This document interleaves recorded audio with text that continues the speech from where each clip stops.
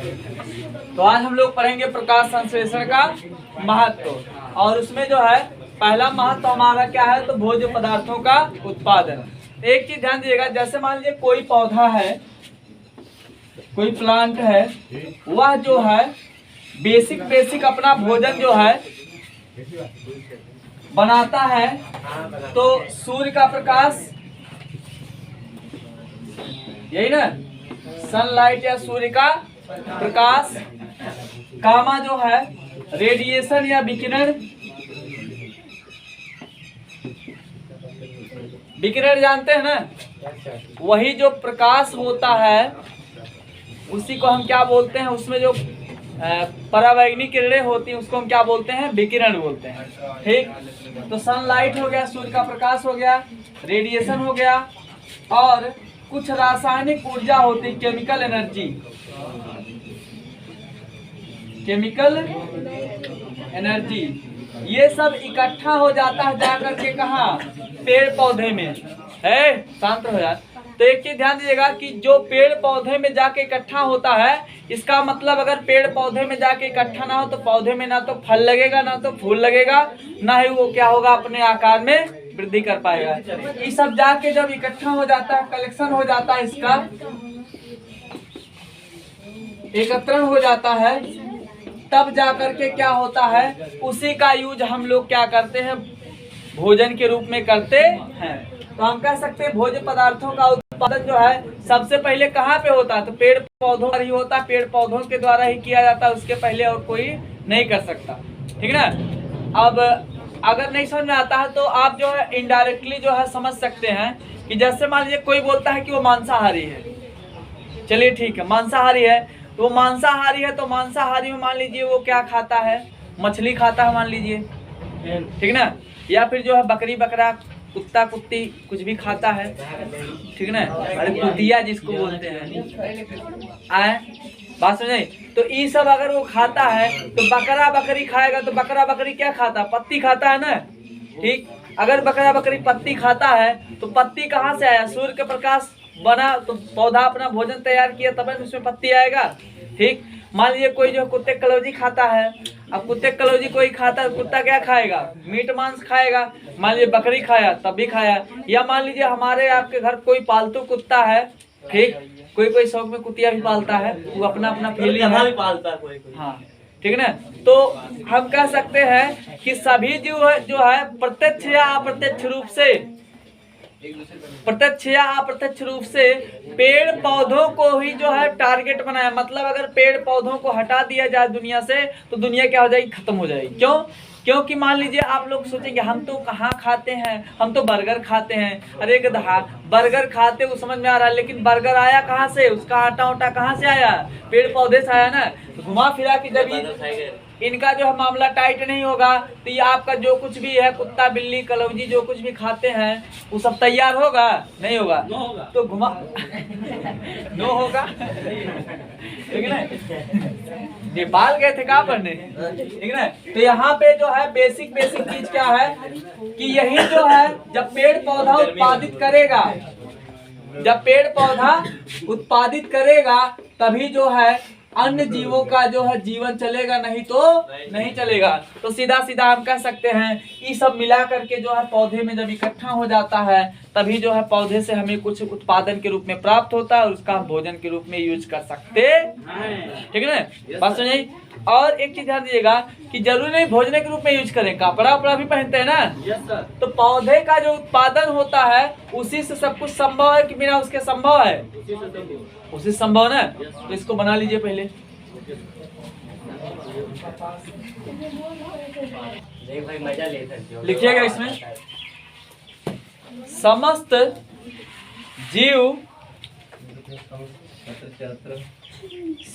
जीव प्रत्यक्ष या अप्रत्यक्ष रूप से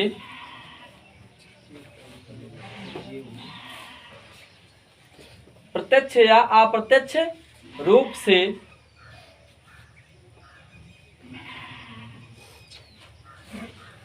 पादपों या प्लांट्स पर ही निर्भर हैं।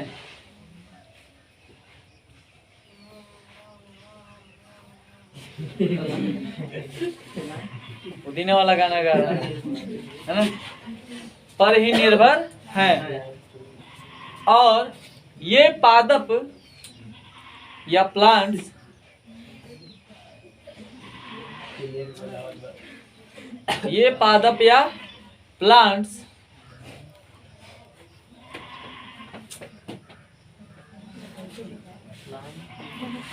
प्रकाश संश्लेषण के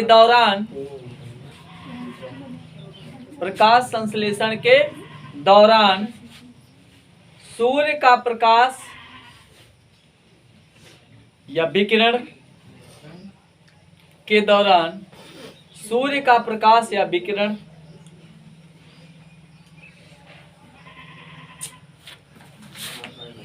कामा रासायनिक ऊर्जा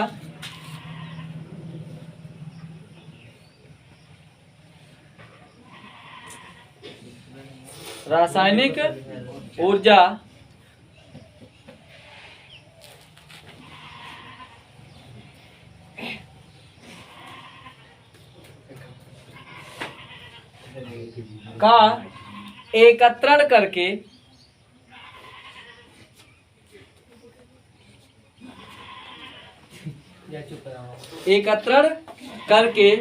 भोज्य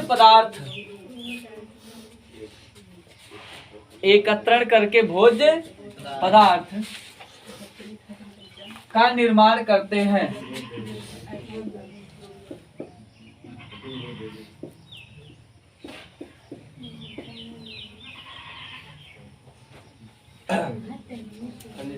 भोज्य पदार्थ का निर्माण करते हैं, ठीक है ना। कोई दिक्कत इसमें नहीं ना। तो इसमें जो है सूर्य का प्रकाश हो गया, रेडिएशन हो गया और रासायनिक ऊर्जा हो गया, ये सब इकट्ठा होकर के क्या बनाता है, तो भोज्य पदार्थ। और उसका जो है कोई भी जीव हो प्रत्यक्ष या अप्रत्यक्ष रूप से क्या करता है, उपयोग करता है, ठीक है ना। अगला हेडिंग डालिएगा, ऊर्जा का स्रोत।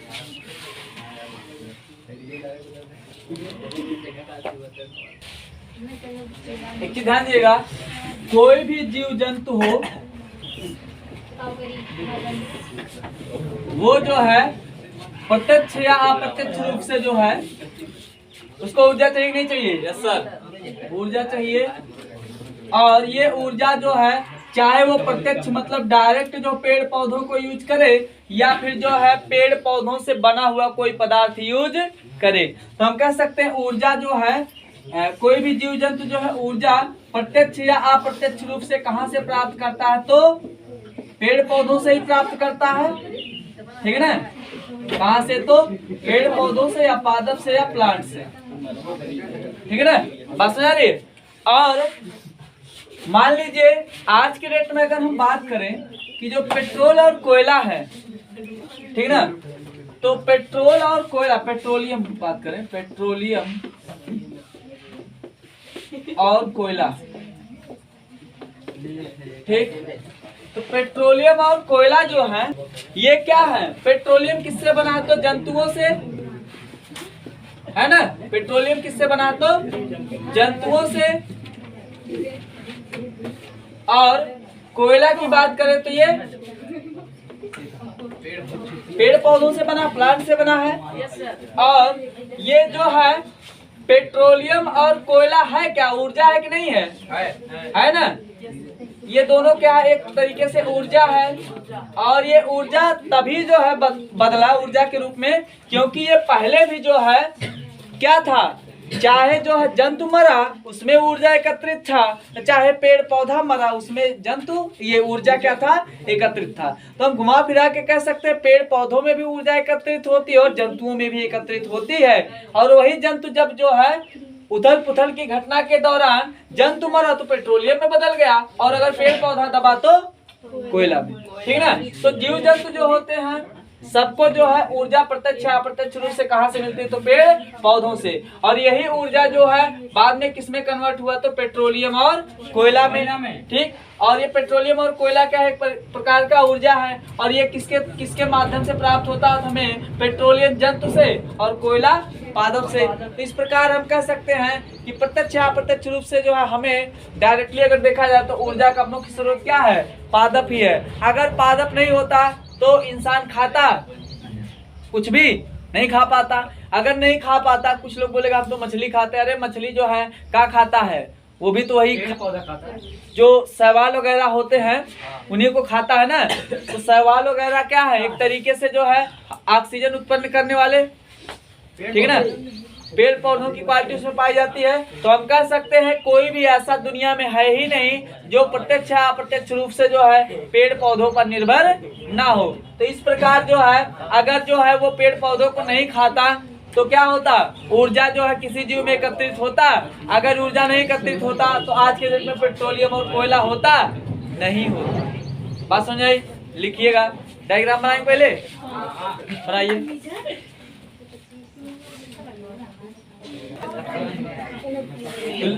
हाँ, इसमें लिखिएगा सभी जीव जंतुओं को ऊर्जा की आवश्यकता होती है। सभी जीव जंतुओं को ऊर्जा की आवश्यकता होती है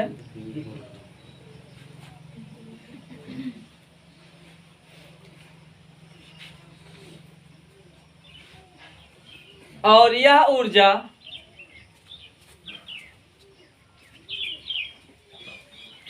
प्रत्यक्ष या अप्रत्यक्ष रूप से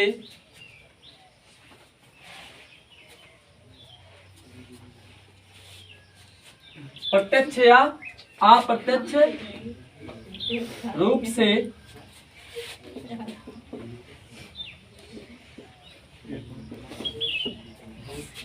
पेड़ पौधों या पादपों से ही प्राप्त होती है।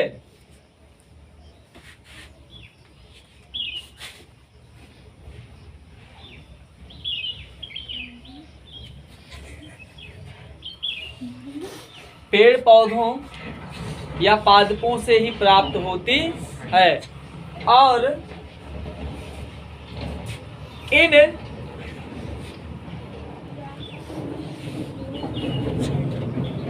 मत लिखिएगा। और ये जीव जंतु एवं पादप में एकत्रित ऊर्जा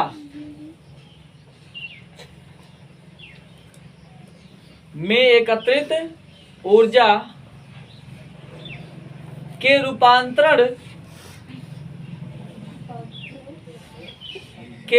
रूपांतरण से ही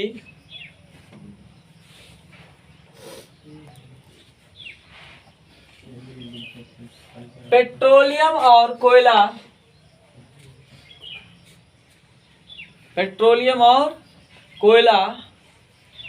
आज ऊर्जा के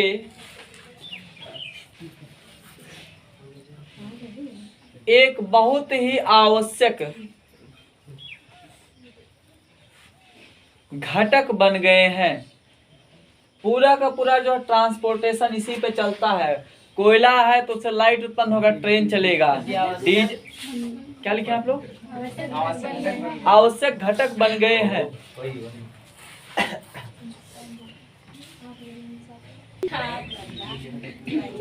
एक चीज ध्यान दीजिएगा, प्रकाश संश्लेषण से तो आप लोग परिचित होंगे।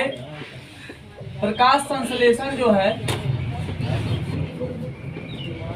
इसमें जो है सूर्य का प्रकाश जो है आवश्यक होता है। सूर्य का प्रकाश और इस दौरान जो है जो पादप होता है, प्लांट होता है, वो O2 को जो है उत्सर्जित करता है या निकालता है और CO2 को क्या करता है, ये ग्रहण करता है। और इस प्रकार जो है लगातार O2 और CO2 का जो लेन देन उसके द्वारा किया जाता है या विनिमय किया जाता है, तो इस विनिमय के माध्यम से क्या होता है कि O2 और CO2 का वायुमंडल में जो है संतुलन बनेगा, बिगड़ेगा। संतुलन जो है वो क्या होता है, तो बना रहता है। तो इस प्रकार जो है जीवों का जीवन आसानी से जो है चलता रहता है, ठीक है ना। तो इसमें क्या होगा कि प्रकाश संश्लेषण के दौरान सूर्य का प्रकाश संश्लेषण प्रक्रिया जो सूर्य के प्रकाश की उपस्थिति में संपन्न होती है, जिसमें पादप O2 का उत्सर्जन और CO2 को क्या करता है, ग्रहण करता है। और इस घटना के दौरान या प्रकाश संश्लेषण के दौरान हम कह सकते हैं O2 और CO2 का विनिमय अर्थात लेन देन, विनिमय का मतलब लेन देन, एक्सचेंज होता है, ठीक है ना। जब लेन देन करता है तो वायुमंडल में जो है O2 और CO2 का संतुलन क्या होता है, बना रहता है। और हमारे श्वसन के लिए जो है ऑक्सीजन की मात्रा क्या हो जाती है, पर्याप्त मात्रा में उपलब्ध होती है या बढ़ जाती है। जब CO2 खींच लेगा और O2 छोड़ देगा तो जैसे मान लीजिए आपके घर में दो चीज है, आपको जो है एक चीज ज्यादा पसंद है, जिसको आप खाएंगे वो घटेगा बढ़ेगा, घटेगा। तो पेड़ पौधा जब CO2 यूज करेगा तो CO2 की मात्रा घटेगा बढ़ेगा, CO2 की मात्रा घटेगा और O2 की मात्रा क्या होगा, बढ़ेगा। बात समझ आई? Yes sir. लिखिएगा इसको, पहले लिख लो तब डायग्राम बनाइएगा। लिखिएगा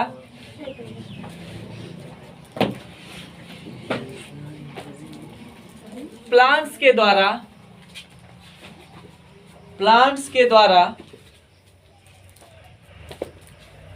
प्रकाश संश्लेषण के दौरान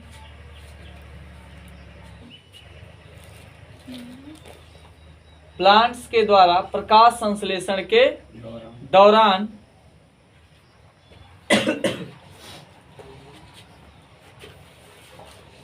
सूर्य का प्रकाश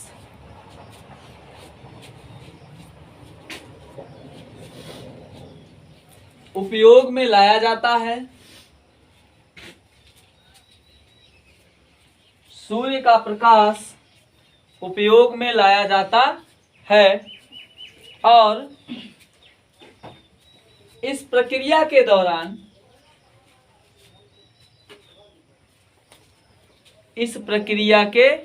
दौरान पेड़ पौधे CO2 को ग्रहण करते हैं, CO2 को ग्रहण करते हैं, वह O2 का उत्सर्जन करते हैं।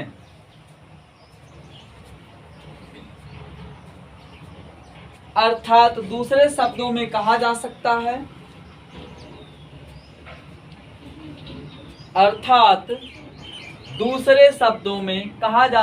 है, कि यह गैसों का विनिमय होता है। गैसों का विनिमय, ब्रैकेट में लेन देन लिखिएगा, है ना। गैसों का विनिमय, ब्रैकेट में लेन देन, ब्रैकेट बंद, होता है।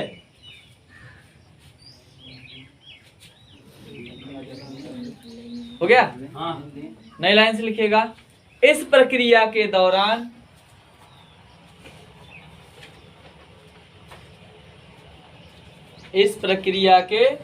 दौरान वायुमंडल में ऑक्सीजन के उत्सर्जन के कारण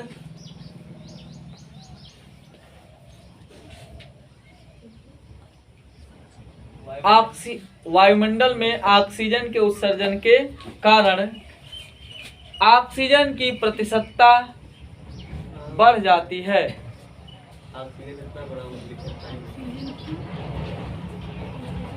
ऑक्सीजन के उत्सर्जन के कारण ऑक्सीजन की प्रतिशतता बढ़ जाती है। वहीं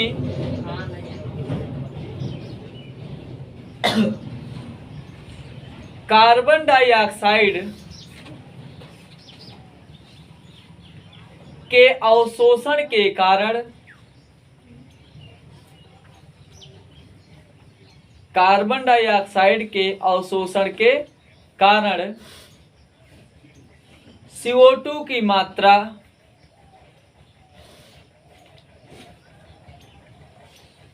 घट जाती है और पुनः ये O2 जंतुओं द्वारा श्वसन के रूप में यूज होगा नहीं होगा, ठीक है, फिर से CO2 में कन्वर्ट होगा कि नहीं होगा, तो संतुलन बना कि नहीं बना, एक बार घटा एक बार बढ़ा, एक बार घटा एक बार बढ़ा, क्या लिखें, और पुनः O2 का या ऑक्सीजन का जंतुओं के द्वारा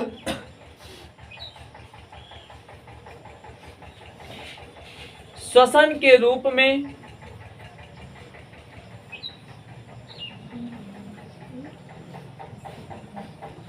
उपयोग करके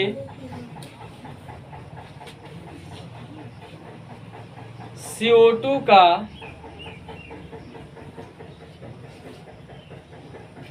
उत्सर्जन किया जाता है।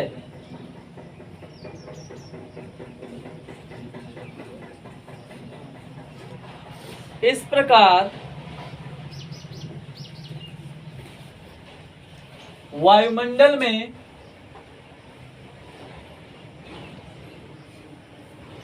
O2 और CO2 संतुलित रहते हैं, ठीक।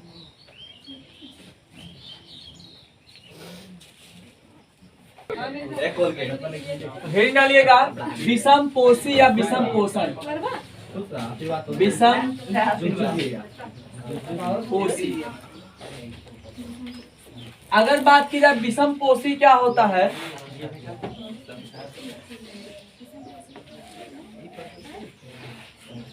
तो एक हमने पढ़ा पीछे स्वापोषी। स्वापोषी में क्या विशेषता थी कि वो अपना भोजन का निर्माण स्वयं करता था, और ये उसका उल्टा हो जाएगा, ये अपना भोजन जो है,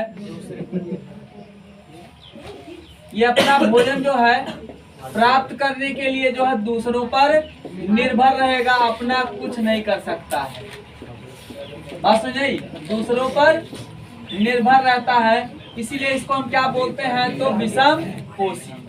अब विषम पोषी में भी जो है कई वैरायटी होता है। यस सर, मोटा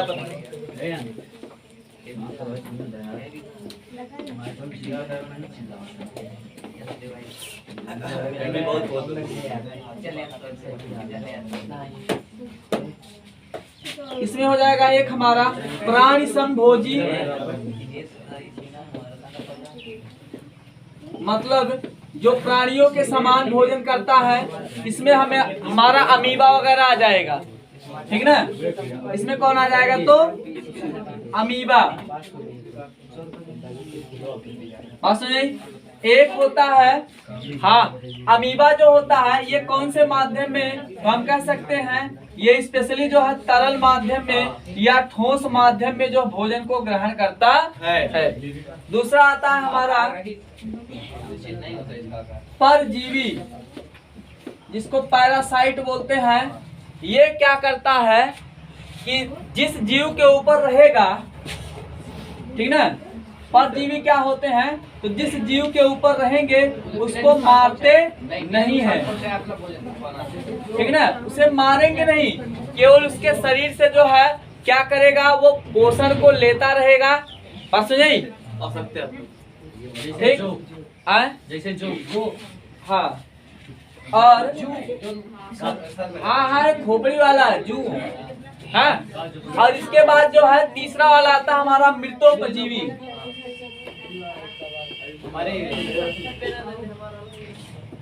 मृतो मतलब मरे हुए, पजीवी मतलब पर जीवित, ठीक ना। तो इसमें क्या होगा कि जो जंतु होगा वो मृत शरीर पर या मृत माध्यम पर क्या होगा, जीवित रहेगा, अपना जीवन यापन करता है। इसी को हम क्या बोलते हैं, मृतोपजीवी। बस हो जाए, यस सर, कोई दिक्कत, नो सर। इसमें जो है परजीवी हमारा आ जाएगा खटमल वगैरह, जू आ जाएगा, खटमल आ जाएगा। अरे वो वाला यार, खोपड़ी वाला, वो जो लड़कियों के सिर में, हाँ हाँ, लकड़ियों के सिर में रहता है, ठीक है ना। खटमल आ जाएगा। आज तक देखे कि कोई खटमल काटने से मर गया हो? नहीं। तो वो क्या हो जाएगा? परजीवी। और मृतोपजीवी हमारा आ जाएगा बैक्टीरिया।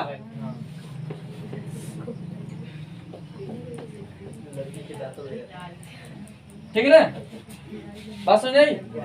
और कवक, जो इधर उधर जो है आप लोग देखते हैं कुकुर मुत्ता वगैरह नहीं जम जाता है, हाँ, कवक या फंजाई, तो ये सब जो है विषम पोषी होता है। विषम पोषी के प्रकार होते हैं, बना लीजिए इसको। तो ध्यान दीजिएगा, विषम पोषी क्या होते हैं? जो भोजन के लिए दूसरों पर निर्भर होते हैं, उसे हम क्या कहते हैं? विषम पोषी, ठीक ना। अर्थात ये अपने भोजन का निर्माण स्वयं नहीं कर सकते। हम कह सकते हैं कि अपने भोजन का निर्माण स्वयं नहीं कर सकते। भोजन का निर्माण स्वयं नहीं कर सकते।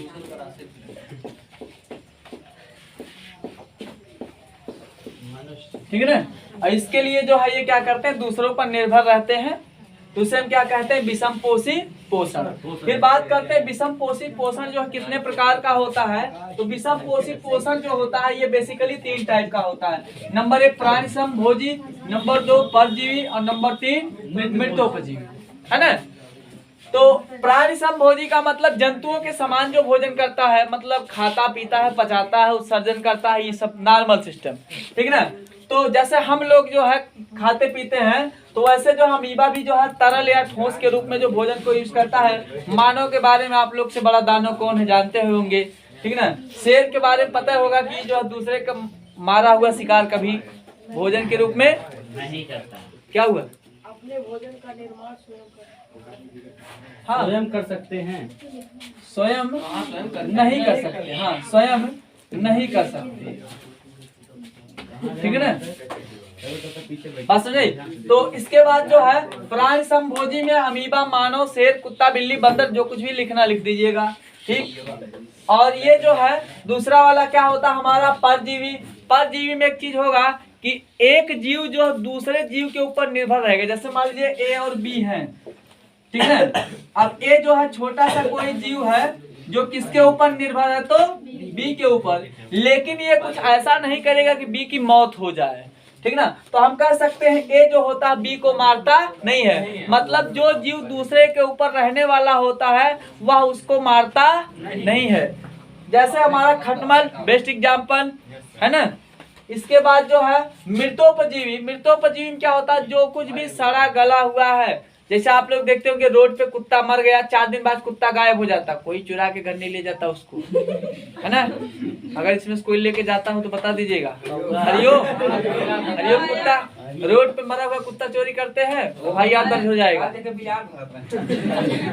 है ना। तो मृतोपजीवी में जो है क्या होता है कि जो जीव मृत अवस्था में होता है, जो जीव मर चुका होता है, उस पर जो है कोई आ करके अपना जीवन यापन करेगा। तो देखेंगे रोड पे जो कुत्ता मरा हुआ होता है धीरे धीरे का धप्तम गायब हो जाता है। क्यों? क्योंकि उस पे जो बैक्टीरिया वगैरह होते हैं ना, उसको खा पी के क्या कर देते हैं? खत्म कर देते हैं। और नहीं समझ में आया तो मान लीजिए रोड वाला बोलेंगे कि कुत्ता लेके भाग गया, दूसरा उसका पड़ोसिया जो था वो देखा कि पड़ोसिया मर गया, उसका हड्डी ले जाके अपने उसका जो है यज्ञ करवा रहा है ना। ऐसा नहीं है, ठीक है ना। मान लीजिए कोई व्यक्ति जो है दफना दिया गया। जैसे आप लोग जानते होंगे कि जो साधु महात्मा होते हैं दफनाए जाते हैं, उनको जलाया नहीं जाता है। तो दफना दिया गया तो उसमें कौन सा जो कुत्ता घुस रहा है अंदर? नहीं घुस रहा है ना। तो वहाँ पे क्या होता है कि धीरे धीरे उनका शरीर जो है बैक्टीरिया वगैरह खा पी कर देते हैं, खत्म कर देते हैं। तो यहाँ पर जो है मृत के ऊपर क्या होता है? जीवन यापन होता है, और उसमें बैक्टीरिया और कवक आते हैं। और आप देखते होंगे जो कुकुरमुत्ता होता है आपका, ठीक है ना, कुकुरमुत्ता, हाँ, ये जो होता है छतरी के जैसा दिखता है, ये भी क्या होता है? सड़े गले हुए पदार्थ पर ही उगता और कहीं नहीं उगता है, ठीक ना। तो ये हमारा जो है पोषण का प्रकार था विषम पोषी में, ठीक। बाकी का